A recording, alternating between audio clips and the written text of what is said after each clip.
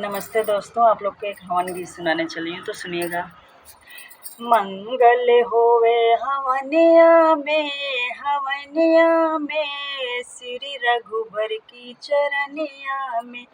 मंगल होवे हवनिया में श्री रघुबर की चरनिया में।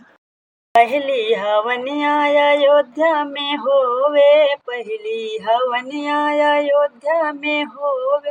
राजा दशरथ की जमीनिया में श्री रघुबर की चरनिया में। मंगल होवे हवनिया में श्री रघुबर की चरनिया में। दूसरी हवनिया जनकपुर में होवे, दूसरी हवनिया जनकपुर में होवे। राजा जनक की जमीनिया में श्री रघुबर की चरनिया में। मंगल होवे हवनिया में श्री रघुबर के चरनिया में।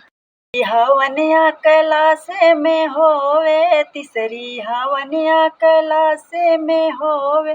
भोले बाबा के जमीनिया में श्री रघुबर की चरनिया में। मंगल होवे हवनिया में